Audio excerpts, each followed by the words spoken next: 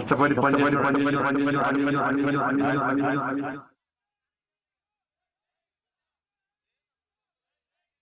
మీ అందరు కూడా పాత్రికేయ మిత్రులు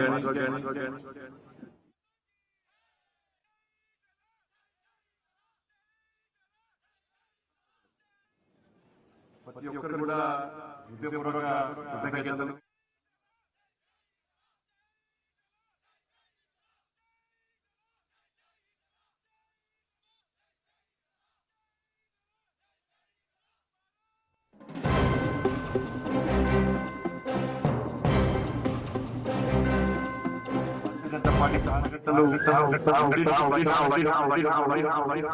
ప్రజలందరూ కూడా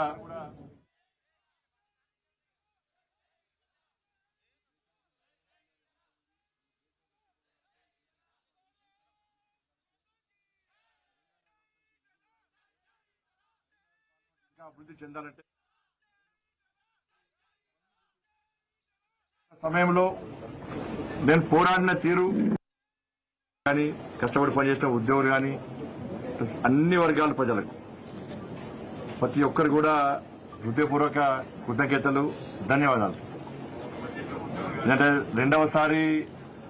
మొదటిసారి భారీ మెజార్టీతో గెలిపించిన తర్వాత మళ్లీ నమ్మకం విశ్వాసంతో మోడీ గారిని ఎట్టి బస్సులో తిరిగి ప్రధానమంత్రి చేయాలని చెప్పి ఒక లక్ష్యంతో మా భారతీయ జనతా పార్టీ కార్యకర్తలు ఇంటింటికి ప్రచారం చేస్తున్న సందర్భంలో ప్రజలందరూ కూడా నరేంద్ర మోడీ గారిని ఎట్టి బస్సులో ప్రధానమంత్రి చేయాల్సిందే, ఈ దేశానికి నరేంద్ర మోడీ గారి అవసరం ఉంది, ఈ దేశం రక్షింపబడాలంటే, ఈ దేశం అభివృద్ధి చెందాలంటే, తెలంగాణ రాష్ట్రానికి నిధులు రావాలంటే, కరీంనగర్ పార్లమెంట్ ఇంకా అభివృద్ధి చెందాలంటే నరేంద్ర మోడీ గారు ప్రధానమంత్రి కావాల్సిందే, భారతీయ జనతా పార్టీ ఎన్డీఏ ప్రభుత్వం రావాల్సిందని చెప్పి ప్రజలందరూ కూడా మోడీ గారి మీద విశ్వాసాన్ని నమ్మకంతో ఈరోజు నేను ఇంత భారీ మెజార్టీతో నన్ను గెలిపించడం చాలా సంతోషం.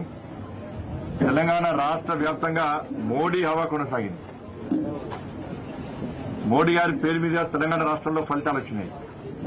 అందుకే ఇంత పెద్ద ఎత్తున మెజార్టీ కరీంనగర్ ప్రజలు ఇచ్చారు.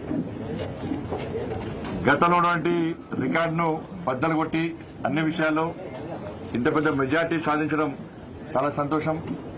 ఎందుకంటే ఇతర పార్టీలు ఎన్నికల సందర్భంలో అనేక తప్పుడు ప్రచారాలు చేసినప్పుడు కూడా, ప్రజలను ప్రలోభాలకు గురి చేసే ప్రయత్నం చేసినప్పుడు కూడా, వివిధ కుయుక్తులు పనినప్పుడు కూడా, అభాండాలు వేసినప్పుడు కూడా, ఇలా సంజయ్ మావోడు మా స్థానికుడు, మాకు ఏ సమస్య వచ్చినా ఏ కష్టం వచ్చినా ఒక రక్షణ కవచంగా ఉంటాడు కాబట్టి మా ఓన్కి మేము ఓటేస్తాం, కరీంనగర్ కన్నా బిడ్డ అని చెప్పి భావించి ఒక నమ్మకం విశ్వాసంతో ఇవాళ పెద్దలందరూ వాళ్ళ కన్న కొడుకుగా, మా అక్కలు చెల్లెందరూ కూడా వాళ్ళ సోదరునిగా, మా అన్నలందరూ కూడా వాళ్ళ తమ్మునిగా భావించి ఇవాళ ఎవరికి వారు స్వచ్ఛందంగా ఓటింగ్ లో పాల్గొని నరేంద్ర మోడీ గారి యొక్క పువ్వు గుర్తు మీద ఓటేసి నన్ను గెలిపించడం నిజంగా చాలా సంతోషం. ఏ నమ్మకం విశ్వాసంతో నన్ను ఇంత భారీ మెజార్టీతో రెండవసారి గెలిపించారు. తప్పకుండా కరీంనగర్ పార్లమెంటు ప్రజలకు రుణపడి ఉంటారు. ఈ విజయం మొత్తం మా కార్యకర్తలకు అంకితం, ఈ కరీంనగర్ ప్రజలకు అంకితం, నరేంద్ర మోడీ గారికి అంకితం.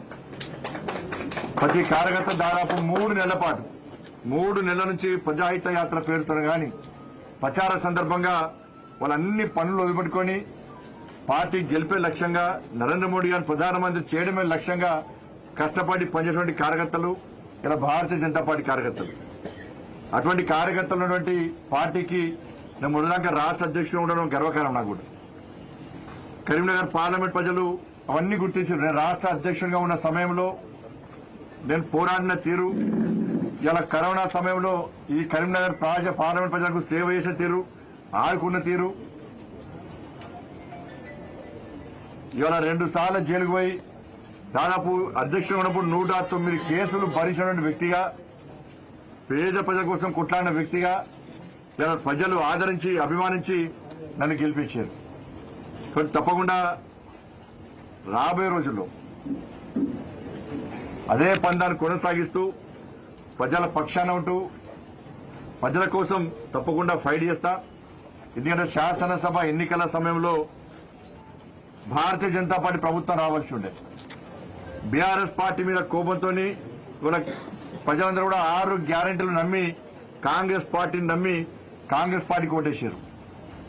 6 నెలలు గడిచినప్పుడు కూడా కాంగ్రెస్ పార్టీ 6 గ్యారెంటీలు అమలు చేయకుండా ప్రజలను ఇబ్బంది పెట్టిన తరుణంలో కరీంనగర్ పార్లమెంట్ లో భారతీయ జనతా పార్టీకి ఓటేయాలి, 6 గ్యారెంటీలకు అమలు చేయాలంటే గతంలో రాష్ట్ర అధ్యక్షుడు బండి సంజయ్ అనే వ్యక్తి ఏ విధంగా ఫైట్ చేసిండు, తప్పకుండా ఈ 6 గ్యారెంటీలు అమలు చేయడం తప్పకుండా ఫైట్ చేస్తాడు. దేనికైనా తెగించి కొట్లాడతాడు, మా కోసం కొట్లాడతాడు, పేద ప్రజల కోసం కొట్లాడతాడు, కార్యకర్తలను కాపాడుకుంటాడని చెప్పి ఒక నమ్మకం విశ్వాసంతో ప్రజలు వాళ్ళ తీర్పును వెలువరించారు. కాబట్టి తప్పకుండా రాబోయే రోజుల్లో ప్రజల పక్షానుంటూ కార్యకర్తలకు అండగా ఉంటూ కాంగ్రెస్ పార్టీ నుండి 6 గ్యారెంటీ పక్కా అమలు చేయాల్సిందే. అమలు చేసేవాడు కూడా ఇలా ప్రజల పక్షాన పోరాడతాం. దాంతోపాటు కేంద్రంలో నరేంద్ర మోడీ గారి ప్రభుత్వం తిరిగి ఏర్పడబోతున్నది. 3వ నరేంద్ర మోడీ గారు ముచ్చటగా 3వ ప్రధానమంత్రి కాబోతున్నారు.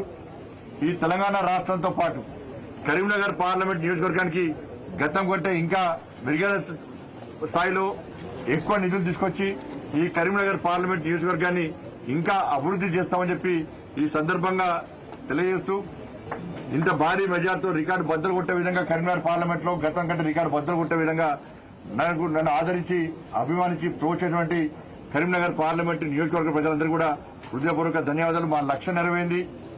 ఎందుకంటే బండి సంజయ్కి ఓటేస్తే బండి సంజయ్ పోయి నరేంద్ర మోడీ గారిని ప్రధానమంత్రి చేయడానికి ఓటేస్తారని చెప్పి కరీంనగర్ పార్లమెంట్ నియోజకవర్గ ప్రజలు అయితే ఆశించారో తప్పకుండా ఆ ఆశయం నెరవేరబోతున్నది. ఆ లక్ష్యాన్ని చేరుకోబోతున్నాం.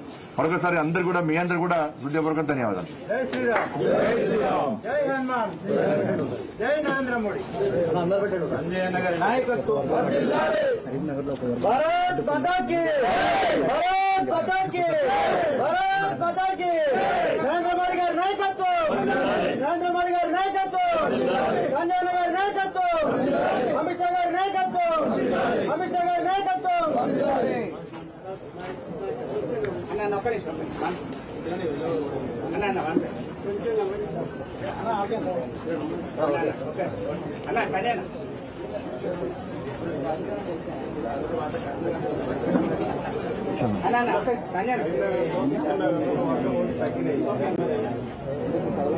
ఓట్లు తగ్గిన ఒక వర్గం ఓట్లు ఎట్లా పడేయను నాకు.